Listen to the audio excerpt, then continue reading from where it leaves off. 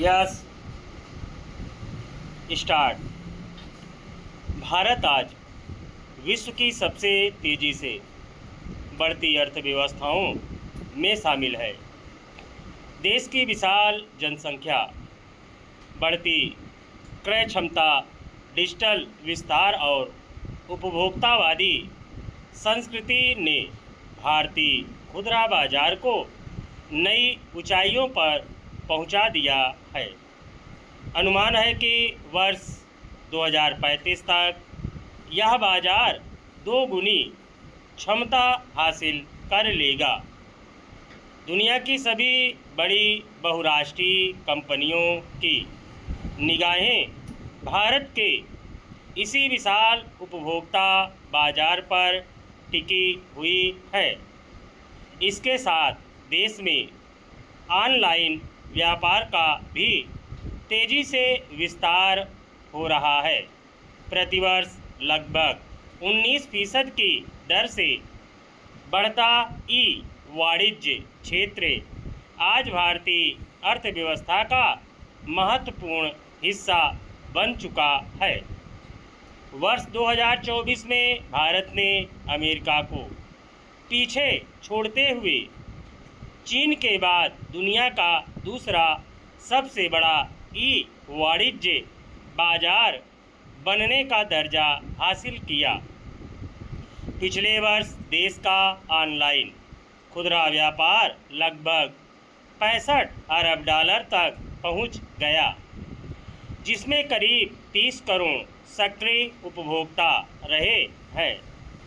अनुमान है कि वर्ष 2030 तक यह आंकड़ा 190 अरब डॉलर का होगा।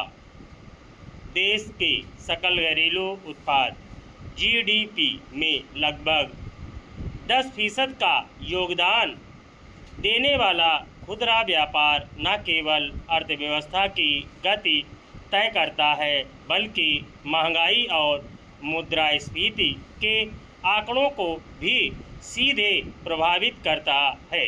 विडंबना यह है कि इतने विशाल और प्रभावशाली बाजार में वस्तुओं के मूल्य निर्धारण पर सरकार का कोई प्रभावी नियंत्रण दिखाई नहीं देता। बाजार में अधिकांश वस्तुओं की कीमत निर्माता स्वयं तय करता है और उपभोक्ता के पास उसे स्वीकार करने के अतिरिक्त कोई विकल्प नहीं है। वर्ष 2013 में बाजार आधारित मूल्य निर्धारण व्यवस्था को व्यापक रूप से लागू किया गया।